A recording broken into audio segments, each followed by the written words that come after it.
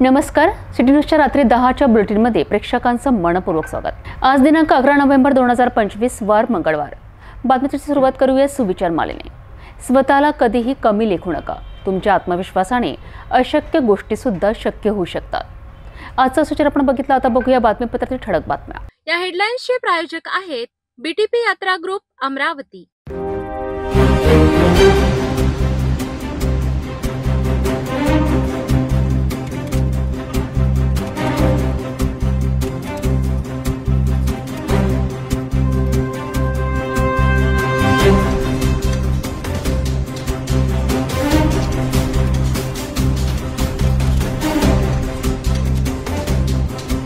आपण ठळक बातम्या बघितल्या, आता घेऊया छोटासा ब्रेक। शादी और ब्याह की शुरुआत आराधना साड़ी के साथ। Aradhana wholesale shopping mall L2 Bijland complex, Nandgaon Peth, Amravati, Jawahar road, Amravati. ब्रेकनंतर बघूया सविस्तर बातम्या।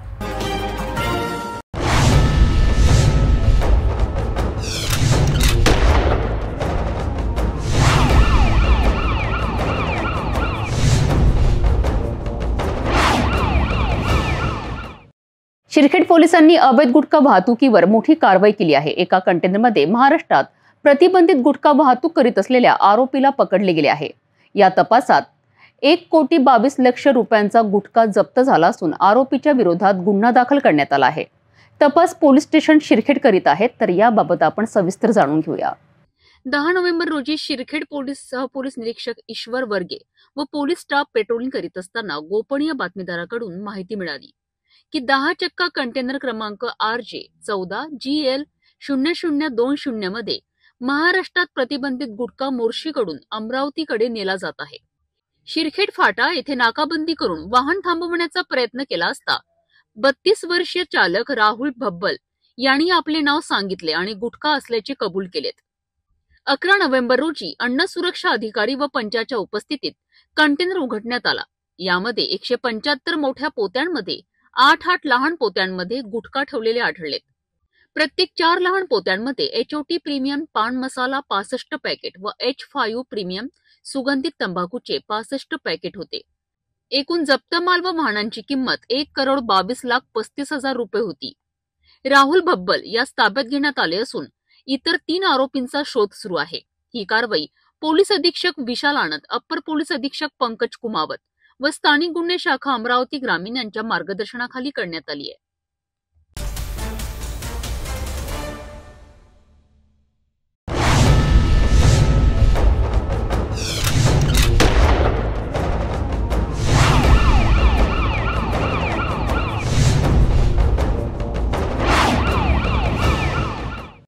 अमरावती ग्रामीण भागात पोलिसांनी मोठी कारवाई केली आहे। एका कंटेनरमध्ये क्रूर पद्धतीने गोवंशीय जनावरे कत्तलीसाठी नेण्याचा प्रयत्न पकडला गेलाय। पोलिसांनी तात्काळ नाकेबंदी करून आरोपींचा ताबा घेतला आणि मोठ्या प्रमाणात माल जप्त केला आहे। तपास पोलीस स्टेशन लोणी करीत आहेत। ही कारवाई कशी घडली पाहूया सविस्तर। पोलीस अधीक्षक विशाल आनंद यांच्या मार्गदर्शनाखाली अमरावती ग्रामीण पोलीस पथकाने मोठी कारवाई केली आहे। 11 नोव्हेंबर रोजी पोलीस उपनिरीक्षक विशाल रोकडे व त्यांचे पथक पेट्रोलिंग करीत असताना गोपनीय बातमीदाराकडून माहिती मिळाली की कारंजा लाड ते अमरावती रोडवर एका कंटेनरमध्ये गोवंशीय जनावरे क्रूर पद्धतीने बांधून कत्तलीसाठी वाहतूक केली जात आहे। पोलिसांनी लोणी रोडवरील नाकेबंदी करून वाहन थांबवण्याचा प्रयत्न केला। वाहन पळून जाण्याचा प्रयत्न करीत होते, परंतु पाठलाग करून ते पकडण्यात आले। या तपासात वाहनामध्ये 36 गोवंशीय जनावरे, 3 मोबाईल व कंटेनर वाहनाचा एकूण अंदाजे 18,75,000 रुपये किमतीचा माल जप्त केला गेलाय। आरोपींची नावे आहेत मोहम्मद सलीम मोहम्मद हानिफ, शारिक खान, कुदरत उल्ला खान व शेख नसीर शेख यासीन। पोलीस स्टेशन लोणी या प्रकरणाचा पुढील तपास करीत आहेत।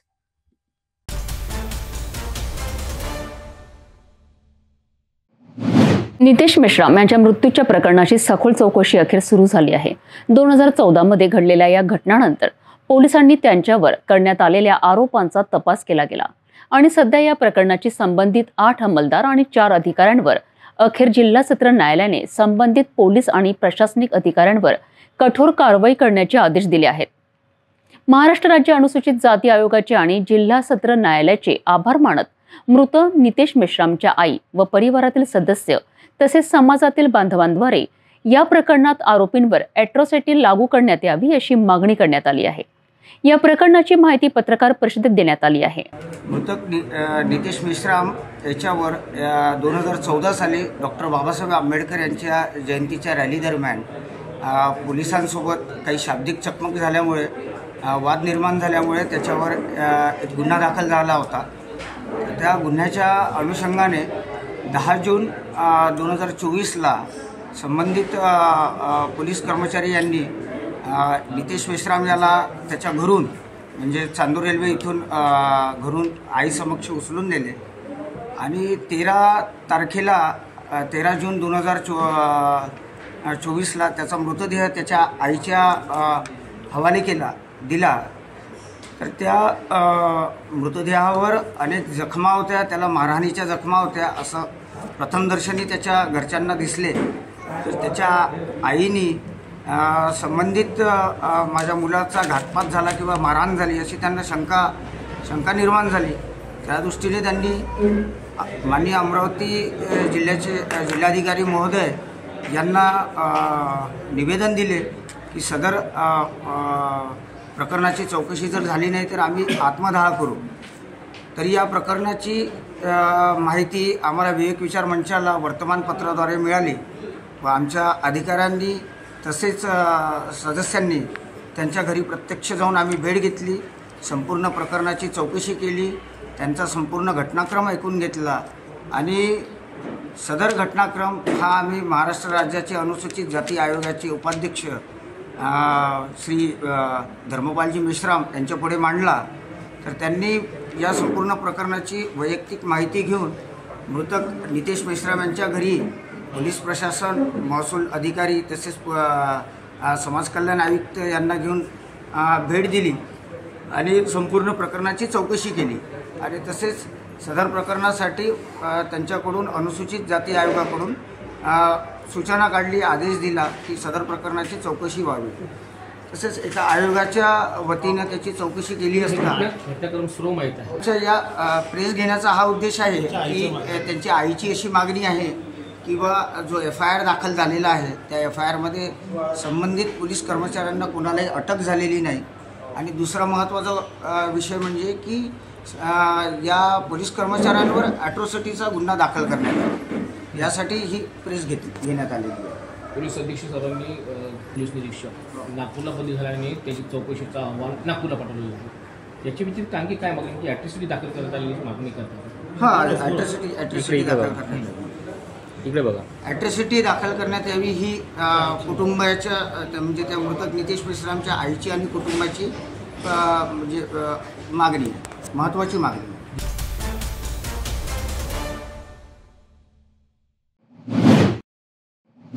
अचलपूर नगरपालिका निवडणुकीच्या संदर्भात शिवसेना एकनाथ शिंदे गटाच्या नेत्यांची भव्य आढावा बैठक रामजी पॅलेस यांच्या निवासस्थानी पार पडली आहे।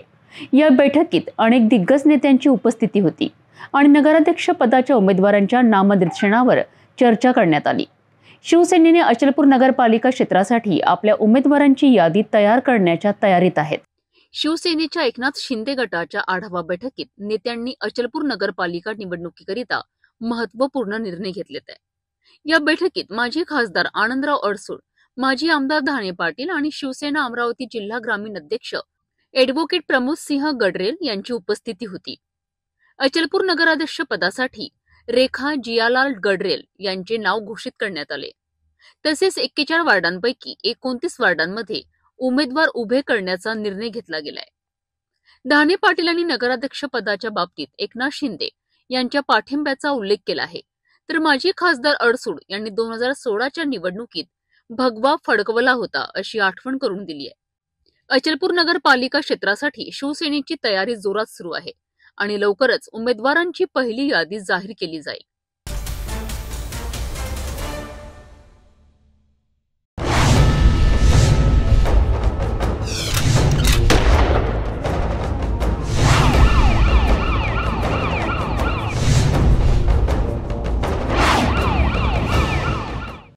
शहराच्या माडगीनगर येथे हनुमान मंदिरातून चांदीचा मुकुट चोरी गेला आहे. हे कृत्य सीसीटीव्ही कॅमेऱ्यात कैद झाले असून या फुटेजने सोशल मीडियावर मोठा वाद निर्माण केला आहे. पाहूया संपूर्ण घटनाक्रम. माडगीनगर येथील प्रसिद्ध हनुमान मंदिरातून चांदीचा मुकुट चोरीला गेला आहे. आरोपी हा सामान्य भाविकासारखा मंदिरात आला आणि हनुमानच्या मूर्तींची प्रदक्षिणा घालून शांतपणे चांदीचा मुकुट चोरून नेला. सर्व घटना मंदिरातील सीसीटीव्ही कॅमेऱ्यात कैद झाली आणि ते फुटेज सध्या सोशल मीडियावर व्हायरल होत आहे.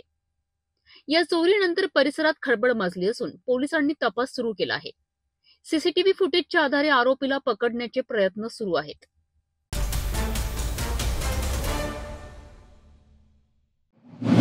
लातूर जिल्ह्यातील चाकूर तालुक्यातील चापोली येथील ग्रामपंचायत सफाई कर्मचारी सूर्यकांत भिसे यांना 11 नोव्हेंबरला सकाळी अचानक करंट लागला आणि त्यांचा मृत्यू झालाय. चापोली गावात सध्या शोककळा पसरली आहे. काय घडले आणि कशामुळे ही दुर्दैवी घटना कशी घडली, पाहूया सविस्तर माहिती. लातूर जिल्ह्यातील चाकूर तालुक्यातील चापोली ग्रामपंचायत क्षेत्रात एक दुर्दैवी घटना घडली आहे. सूर्यकांत भिसे हे ग्रामपंचायतीचे सफाई कर्मचारी होते. सकाळी ते ग्रामपंचायतीची दैनंदिन कामे करत असताना लाईटच्या पोलावर बल्ब बसवताना त्यांना जोरदार करंट लागला. करंट लागल्याने ते जागीच कोसळले आणि त्यांना तात्काळ चाकूर येथील प्राथमिक आरोग्य केंद्रात दाखल करण्यात आले. मात्र तेथे त्यांचा मृत्यू झाला. चापोली गावावर शोककळा पसरली आहे आणि स्थानिक ग्रामस्थांमध्ये हळहळ व्यक्त केली जात आहे.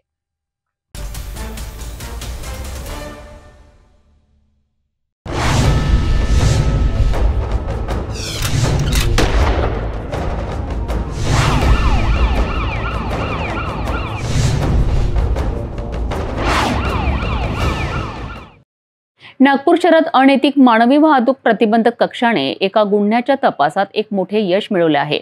एका अल्पवयीन मुलगी जी काही दिवसांपूर्वी गायब झाली होती ती सापडली आहे आणि तिच्यासोबत असलेला संशयित आरोपी देखील अटक करण्यात आला आहे. या तपासाच्या संदर्भात अधिक माहिती जाणून घेण्यासाठी बघूया नागपूर पोलिसांची कारवाई. नागपूर पोलीस आयुक्त श्री रवींद्र सिंगल सरांच्या सूचनेनुसार ऑपरेशन शोध ही एक विशेष मोहीम पूर्ण नागपूर शहरामध्ये सर्व पोलीस स्टेशन आणि क्राईम ब्रँच राबवत आहे. याच्यामध्ये वेगवेगळे जे मिसिंग मुली आहेत तर त्यांचा विशेष शोध घेण्याची ही मोहीम आहे आणि त्या अंतर्गत MIDC पोलीस स्टेशन येथे मे महिन्यामध्ये एक गुन्हा दाखल झाला होता. त्याच्यामध्ये एक अल्पवयीन मुलीला पळवून नेण्यात आलं होतं आणि त्या अनुषंगाने गुन्हा दाखल झाल्यानंतर तो तपास सुरू होता. त्या तपासामध्ये नागपूर क्राईम ब्रँचमधील अँटी ह्युमन ट्रॅफिकिंग जे युनिट आहे त्या युनिटनं ह्या अल्पवयीन मुलीची आणि संबंधित आरोपीची माहिती काढली आणि त्यांचं ते हरियाणा सोनीपत जिल्हा या ठिकाणी असल्याबाबतची माहिती मिळाली. त्यामुळे आमची टीम या ठिकाणावरून हरियाणामध्ये गेली आणि तिथून ते संबंधित अल्पवयीन मुलगी आणि संबंधित आरोपीला घेऊन आलेले आहेत.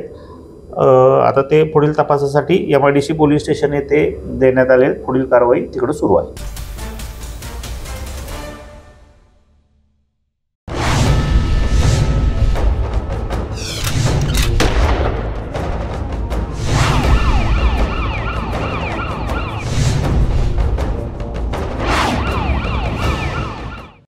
नागपूर शहराच्या कपिलनगर हद्दीत एका महिलेला आर्थिक फायद्यासाठी महिला आणि मुलींना देह व्यापारास प्रवृत्त करणे, त्यांना ग्राहकांसाठी पुरवणे आणि त्याच्या पुढाकाराने वेश्या व्यवसाय चालवण्याचा आरोप करण्यात आला आहे. पोलिसांनी अत्यंत सोयीस्कर पद्धतीने रेड कारवाई करून आरोपीला पकडले आहे आणि संबंधित ठिकाणाला 1 वर्षासाठी सीलबंद करण्यात आले आहे. या गुन्ह्याशी संबंधित तपास व कार्यवाहीची माहिती जाणून घेण्याकरिता बघूया प्रतिनिधी विशाल बंबलवार यांचा रिपोर्ट. 5 जुलै 2025 रोजी गुप्त बातमीदाराच्या माहितीवरून पोलीस ठाणे कपिलनगर हद्दीत विश्रामनगर येथील वंदन विहार अपार्टमेंटमध्ये एक महिलेला देह व्यापारासाठी महिला व मुलींना प्रवृत्त करत असल्याचे उघडकीस आले. या महिलेने आर्थिक फायद्याच्या हेतूने या महिलांना देह व्यापारासाठी ग्राहकांना पुरवण्यासाठी एक जागा उपलब्ध केली होती. पोलिसांनी पंटरच्या मदतीने आरोपीच्या घरात रेड घातला, ज्यामध्ये पीडिता मिळून तिच्या सांगण्यानुसार ती वेश्या व्यवसाय करीत असल्याचे सांगितले.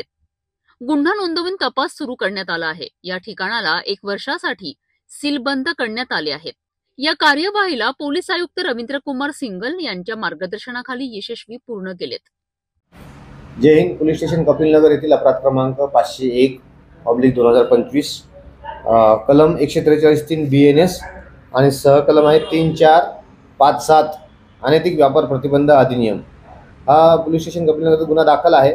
या अनुषंगाने माननीय पोलीस आयुक्त doctor Ravindra Kumar single sir यांच्या आदेशान्वये सदरच्या ठिकाणी जे देह विक्रीचा व्यापार सुरू होता त्यामध्ये वंदन विहार अपार्टमेंट पहिला माळा गल्ली नंबर 2 विश्रामनगर बुद्धविहाराजवळ कपिलनगर हे जो माळा फ्लॅट आहे माननीय CP सरांच्या आदेशाने आज रोजी आम्ही ते सील केलेलं आहे। यामध्ये मी नागरिकांना आवाहन करू इच्छितो की आपल्या निदर्शनास असे प्रकार दिसलेस किंवा आपल्या फ्लॅटच्या शेजारी किंवा आपल्या परिसरामध्ये असा कुठलाही प्रकार दिसून आल्यास तात्काळ जवळच्या पोलीस स्टेशनला संपर्क साधावा, जेणेकरून पोलीस लवकरात लवकर कारवाई करतील। सदरचे फ्लॅट हे प्रतिपाल प्रल्हाद अंबादे नारी रोड हे यांच्या मालकीचं होतं, पण हे बाहेर राहतात आणि त्यांनी जे भाड्याने दिली होती आरोपींना, तर त्यांनी ते भाड्याने घेतल्यानंतर असे प्रकार तिथं सुरू होते आणि सदरचा फ्लॅट जो आहे हे माननीय CP साहेब यांच्या आदेशान्वये पुढील 1 वर्षासाठी सदरचे हे फ्लॅट सील करण्यात आलेले आहे। संपूर्ण नागपूर शहरामध्ये असे प्रकार दिसून आल्यास माननीय CP सर यांनी स्ट्रॉंग ॲक्शन घेत सदरचे जे फ्लॅट आहे किंवा हॉटेल्स आहे हे सील करण्याचं काम चालू आहे। आमच्याकडे जे फ्लॅट सील झालेले आहे हे माननीय doctor Ravindra Kumar single sir police आयुक्त नागपूर शहर सोबतच माननीय जॉईंट CP सर, माननीय रिजन सर, माननीय DCP झोन 6 सर, सोबतच माननीय DCP महक स्वामी मॅडम आणि माननीय ACP सर यांच्या सर्वांच्या मार्गदर्शनामध्ये पोलीस स्टेशन कपिलनगर यांनी हे सीलबंदची कारवाई केलेली आहे।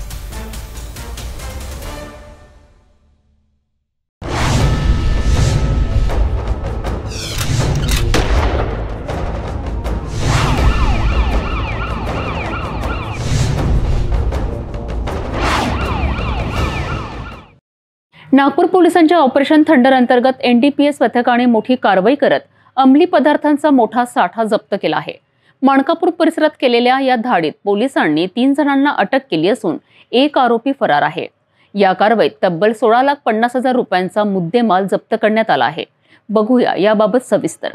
नागपूर शहरात अंमली पदार्थ विरोधी मोहिमेअंतर्गत ऑपरेशन थंडर सुरू असून याच मोहिमेचा भाग म्हणून माणकापूर पोलिसांनी मोठी धडक कारवाई केली आहे। मंगळवार 11 नोव्हेंबर रोजी पहाटे 2 ते 4च्या दरम्यान राज अपार्टमेंट समोर इलेक्शन हॉस्पिटल मागे न्यू मनकापूर परिसरात पोलिसांनी ही कारवाई केली आहे। या झडती दरम्यान पोलिसांनी 31 वर्षीय नवाब तोही जमशेद खान, 21 वर्षीय आयुष अमृत मेश्राम तर 26 वर्षीय रोहित रवींद्र सिंग या 3 आरोपींना ताब्यात घेतले। तर शहाणा वाजे उर्फ पक्क्या मोहम्मद आरिफ हा आरोपी अद्याप फरार आहे। पोलिसांनी आरोपींकडनं 52 ग्रॅम MD पावडर जप्त केली असून त्याची बाजार किंमत 2,60,000 इतकी आहे। त्याचबरोबर 3 mobile phone, Mahindra Scorpio car आणि 1 ॲक्टिवा मोपेड मिळून एकूण 16,25,000 रुपयांचा किमतीचा मुद्देमाल हस्तगत करण्यात आला आहे। या प्रकरणी माणकापूर पोलीस ठाण्यात NDPS कलम 8, 22 आणि 29 अंतर्गत गुन्हा दाखल करण्यात आला असून पुढील तपास सुरू आहे। नागपूर क्राईम ब्रँच अंमली पदार्थ विरोधी पथक यांना माहिती मिळाली होती की माणकापूर पोलीस स्टेशनच्या हद्दीमध्ये एक व्यक्ती MD घेऊन येणार आहे। त्यानुसार पूर्ण NDPSची टीम त्या ठिकाणी जाऊन त्या ठिकाणी छापा घातला असता गोपनीय माहितीमध्ये सत्यता आढळून आलेला आहे। त्या ठिकाणी एकूण 3 आरोपी मिळून आलेले आहेत। त्याचबरोबर त्यांच्याकडं 52 ग्रॅम MD सुद्धा मिळून आलेले आहेत। त्याचबरोबर त्याच्यामधले त्यांनी वापरलेली जी वाहनं आहेत 4 चाकी, दुचाकी ही सर्व जप्त करून जवळजवळ 16,25,000चा मुद्देमाल जप्त करण्यात आलेला आहे। संपूर्ण कारवाई केल्यानंतर सदरचा गुन्हा पुढील तपासासाठी माणकापूर पोलीस स्टेशन येथे देण्यात आलेला आहे। ऑपरेशन थंडर अंतर्गत माननीय पोलीस आयुक्त नागपूर यांनी दिलेल्या सूचनाप्रमाणे NDPS पथक असेल, क्राईम ब्रँच असेल आणि पोलीस स्टेशनचे DB पथक असेल त्यांच्यामार्फत कारवाई सुरू आहे। एकूण 3 आरोपी याच्यामध्ये पकडण्यात आलेले आहेत। नवाब तोही जमशेद खान, आयुष अमृत मेश्राम आणि रोहित रवींद्र सिंग असे 3 आरोपी आहेत। माणकापूर आणि गिट्टीखादांच्या हद्दीमध्ये राहणारे हे 3 आरोपी आहेत। एकूण मुद्देमाल 16,25,000चा जप्त करण्यात आलेला आहे।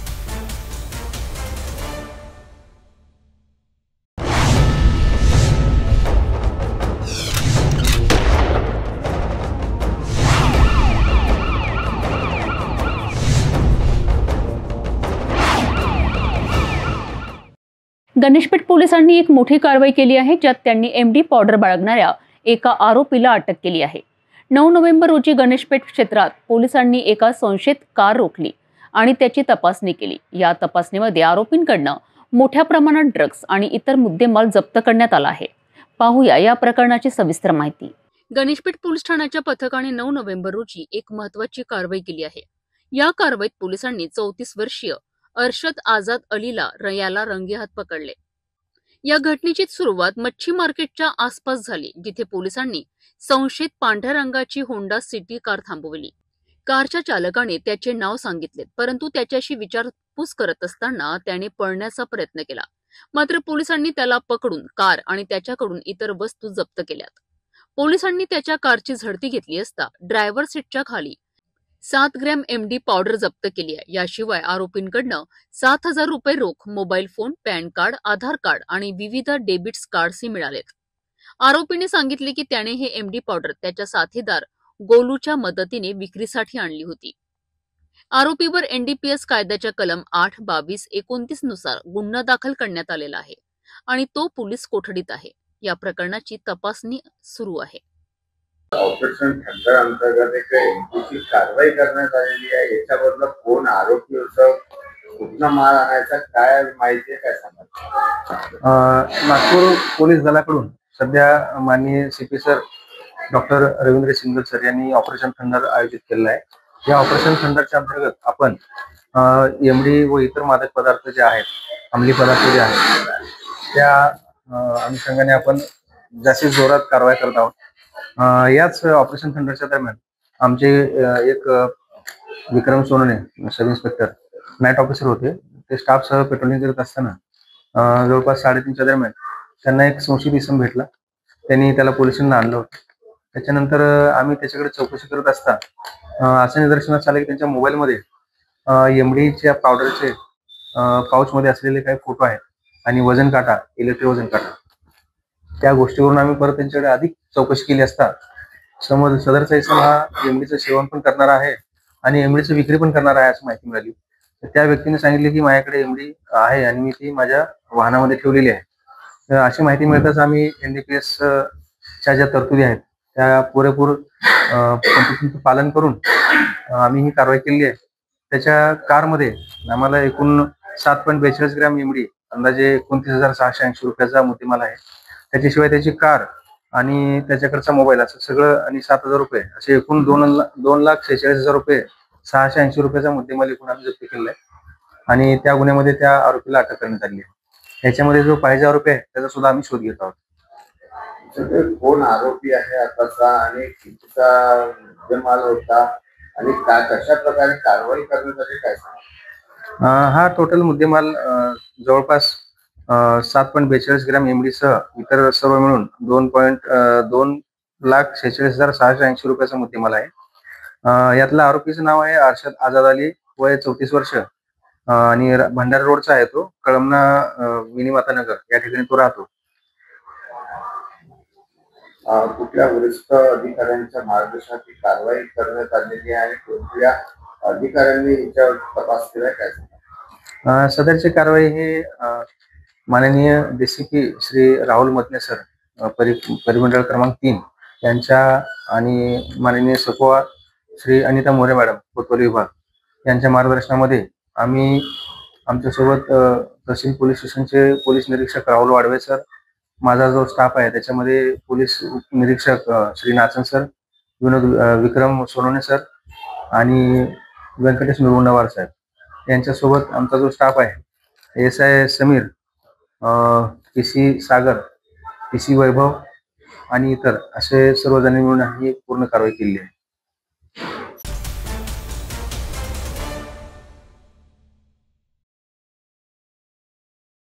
नांदेड महानगरपालिकेच्या आरक्षण सोडतीच्या कार्यक्रमात ठाकरे सेनेच्या पदाधिकाऱ्यांनी विरोध दर्शविलाय. यावेळी OBC आरक्षणात 1% कमी करण्यात आल्याचा आरोप ठाकरे सेनेने केला आहे. याचबरोबर भाजपाच्या दबावाखाली निवडणूक आयोग आणि महानगरपालिका काम करत असल्याचा गंभीर आरोप प्रकाश मारावर यांनी केला आहे. आयुक्तांच्या मनमानी कारभाराने आरक्षण सोडतीला गोंधळीच्या थाळीत उचलले असल्याचा त्यांचा आरोप आहे.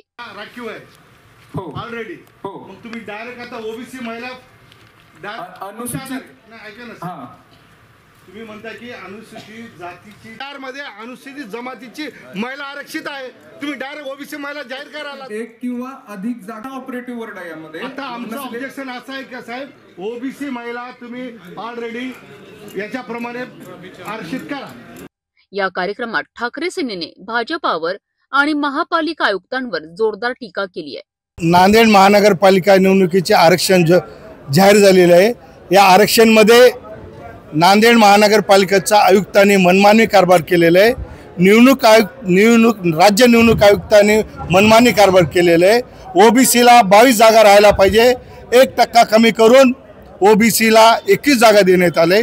प्रभाग क्रमांक 4 मध्ये ओबीसी महिला डायरेक्ट अपॉइंटमेंट करण्यात आलेली. ऑलरेडी प्रभाग क्रमांक 4 मध्ये SC महिला असताना ओबीसी महिला आरक्षित कोणाच्या हितासाठी सत्ताधारी पक्षाचा एक माजी महापौर त्यांची मिसेसला सोयी होण्यासाठी आयुक्तांनी ओबीसी प्रभाग क्रमांक 4 महिलांसाठी आरक्षित केलेत का, आमचा हा सवाल आहे. आणि एकंदरीत ही जे आरक्षण जाहीर झालेले ही फक्त भारतीय जनता पार्टीच्या दबावाखाली झालेली आहेत.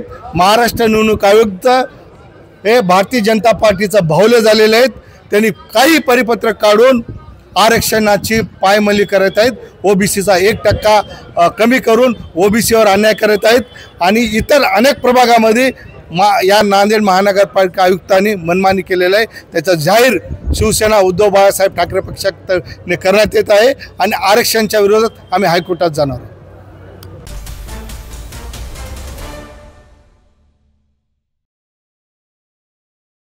अवर्गा नगरपालिकेच्या निवडणुकीकरिता पुन्हा शिवसेना मैदानात उतरली आहे. 2016 मध्ये शिवसेनेचा भगवा अचलपूर नगरपालिकेवर फडकवणारे माजी खासदार व अनुसूचित जाती आयोगाचे अध्यक्ष आनंदराव अडसूळ साहेब आपल्यासोबत आहेत. आज पुन्हा शिवसेना नवीन जोश या अमरावती शहराच्या अवर्ग नगरपालिकेमध्ये पुन्हा भगवा फडकण्यासाठी ते तयार झाली आहे. आज विशेष आढावा बैठक आहे. शिवसेनेची काय भूमिका राहील अचलपूर नगरपालिकेमध्ये, काय प्रतिक्रिया? आपण साक्षीदार आहात. 2016ची निवडणुकी जिंकून नगराध्यक्ष आमचा बसला. त्या नगराध्यक्षाला जे काही यथाशक्ती आम्हाला मदत करता येईल शासनाच्या माध्यमातून ती आम्ही मदत केली. आज आमची भूमिका हीच आहे की अचलपूर आणि परतवाडा ही 2 जीवी शहरं आहेत आणि त्यांची एकच नगरपालिका. त्यामुळे त्या ठिकाणी जात वेद धर्म मतवाडी या सगळ्यांना कशाप्रकारे मदत होईल, ज्या नगरपालिकेने सेवा देणं आवश्यक आहे त्या कशा मिळतील अशा प्रकारे मी आत्ताही माझ्या लोकांना मार्गदर्शन करताना सांगितलं. लक्षात ठेवायचं आम्ही सेवक आहोत, होणार तर आम्ही त्या नगराचे सेवक आहोत. आणि ज्या नगराच्या मूलभूत गरजा आज आपल्या प्रत्येक नागरिकाला मिळाल्या पाहिजे त्या पुरवण्यासाठी आम्ही बांधलेलो आहोत. आपण 2016 मध्ये होते. 2016 मध्ये ज्या प्रकारे या ठिकाणी शिवसेना जिंकून आली आणि पुन्हा एकदा ती संधी आपल्याला मिळाली आहे आणि विशेष म्हणजे सत्तेमध्ये आता आहे आणि या सत्तेचा फायदा अचलपूरला कसा होणार? आता यापूर्वीसुद्धा सरकारकडून फार मोठे निधी आम्ही दिले, परंतु आता तर आमचे जे काही उपमुख्यमंत्री आहेत माजी मुख्यमंत्री आहेत त्या काळात दिले, पण आता त्यांच्याकडे नगरविकास खातं पण आहे. त्यामुळे प्रत्येक नगरपालिकेला नगर परिषदेला महानगरपालिकेला भरपूर निधी त्यांनी दिलेला आहे आणि अजूनही देऊ शकतात. आणि म्हणून पहिलं आमचं ध्येय असेल त्या नगराचा सर्वांगीण विकास कसा असतो.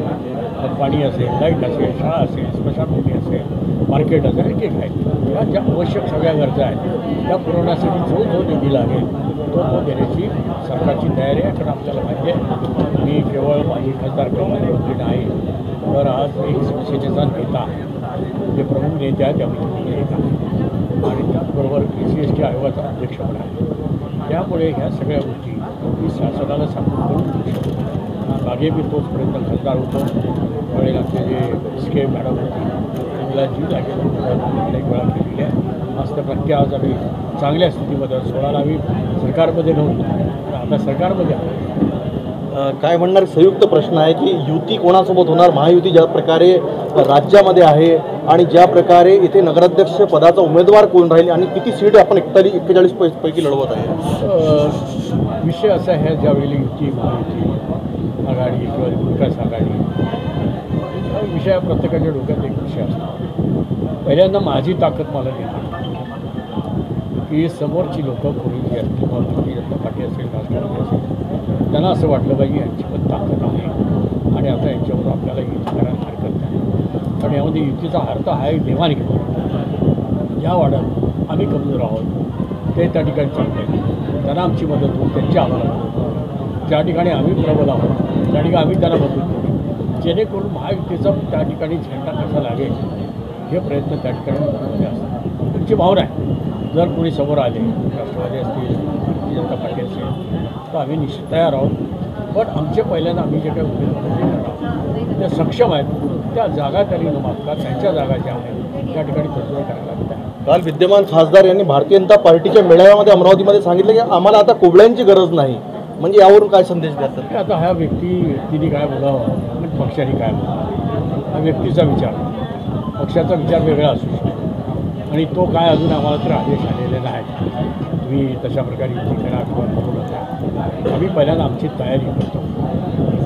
ज्यावेळी मैदानात उतरायचं आहे त्यावेळी आपण सक्षम असलं पाहिजे, ती आमची प्राथमिक तयारी. एक शेवटचा प्रश्न, ज्या प्रकारे महिलांना 50% आरक्षण आहे, नगराध्यक्ष पदाची उमेदवार सुद्धा या ठिकाणी महिला आहे आणि अमरावती जिल्ह्यामध्ये महिला राज मोठ्या प्रमाणात आलेला आहे. सक्षम नेतृत्व, सक्षमीकरण किंवा कार्यकर्त्यांना खुश करण्यासाठी त्यांच्या नातेवाईकांना तिकीट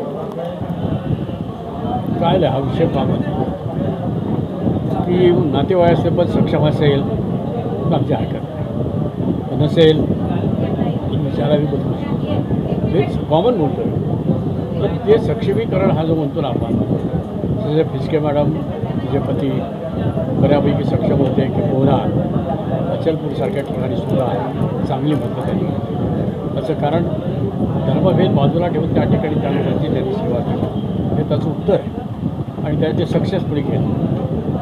अशा प्रकारे जावं लागेल. आमची पक्षाची धारणा ही आहे, तुम्ही कुठेही कुठल्या पदावर असाल तुम्ही सर्वांसाठी आहात. काय म्हणतात, एक शेवटचा प्रश्न, 2016 पूर्ण ताकदीने जेव्हा शिवसेनेचं तिकीट कोणी घ्यायला तयार नव्हतं तेव्हा आपण स्वतः येऊन बोलावून तिकीट दिलं की तिकीट दे, मी लढतो म्हणून. आणि आज जी स्थिती आहे, आज काय प्रतिक्रिया वाटते आपल्याला? एक अचलपूरचं चित्र काय राहील? नाही, आता वाईट नाही चित्र, चांगलं चित्र आहे. तयार होतं या ठिकाणी. किती केलं तरी आम्ही शिवसैनिक जरी असलो तर युवा श्रीचे बाळासाहेबांच्या विचारांचे, त्यामुळे आमच्या त्या रक्तामध्ये आमच्याकडे भेटलेलं आहे. त्यामुळे आम्हाला कुठली तशी अडचण वाटत नाही. आज बघा माहोल, आता मी छत्रपती शिवाजी महाराजांच्या पुतळ्याला हार घालाय 50 लोक, इथं आलं तर 300-400 लोक मला बघायला गेले. वातावरण कसं तयार होतं तुम्ही जवळून अनुभवलं आणि सांगितलं.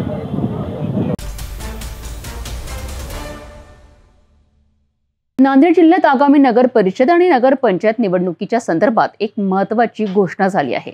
11 नोव्हेंबरला पत्रकार परिषदेत काँग्रेस आणि वंचित बहुजन आघाडी यांच्यात युती जाहीर करण्यात आली आहे.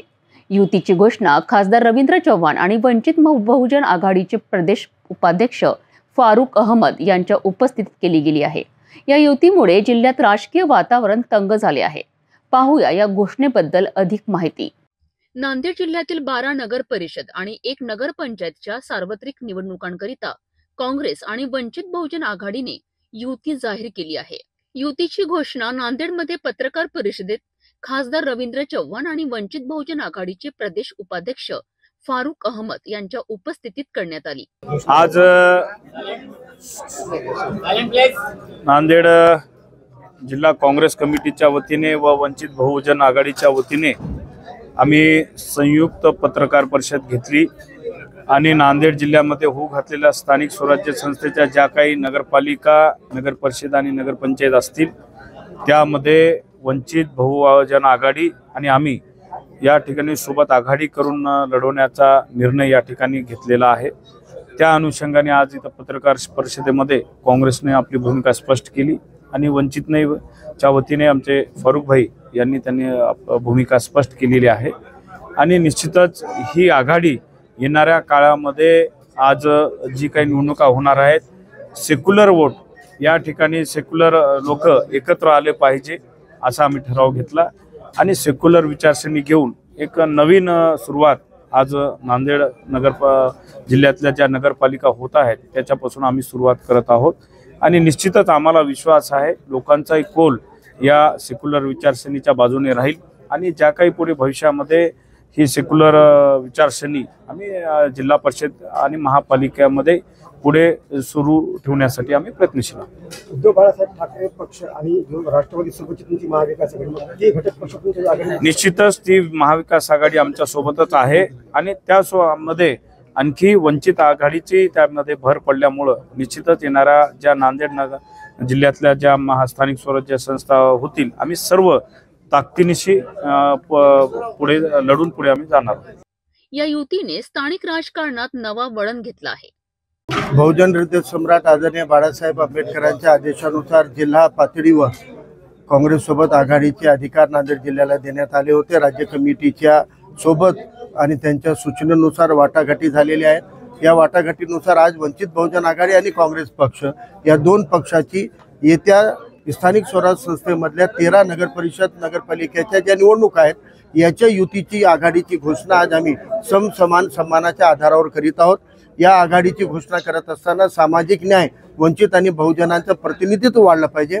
ओबीसींवर गदा येऊ नये म्हणून जे आज ज्येष्ठ नेते शरद पवार यांनी भूमिका मांडलेली आहे की ओबीसीच्या जागेवर ओबीसींना जागा दिली पाहिजे आणि 2 सप्टेंबरचे GR जोपर्यंत कायद्यामध्ये आणि न्यायालयातून शिक्कामोर्तब होत नाही तोपर्यंत त्याला वगळून आपण खऱ्या ओबीसींना आतापर्यंत प्रतिनिधित्व दिलं पाहिजे. ही भूमिका वंचित बहुजन आघाडीने हा प्रस्ताव मांडलेला आहे.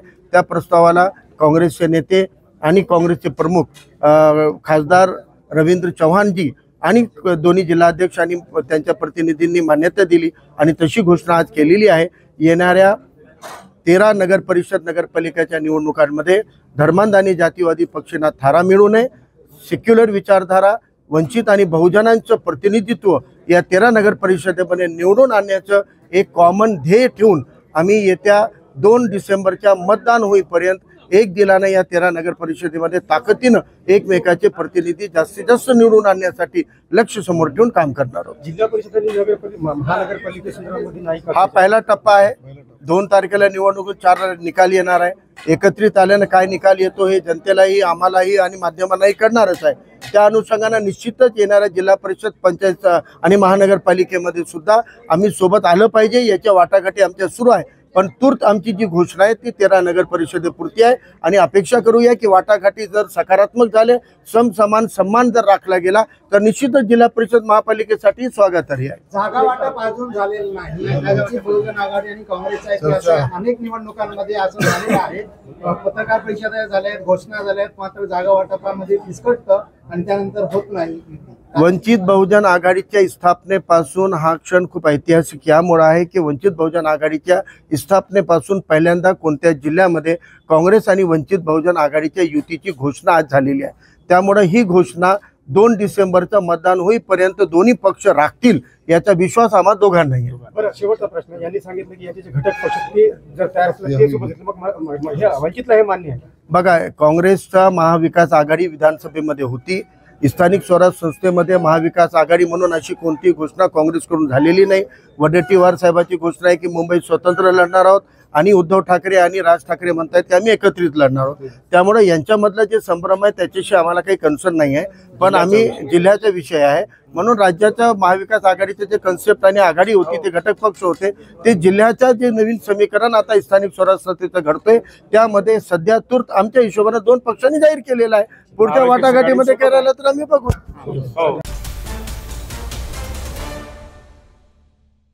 जाता जाता पुन्हा एकदा आजच्या ठळक बातम्या. या हेडलाईन्सचे प्रायोजक आहेत BTP यात्रा ग्रुप अमरावती.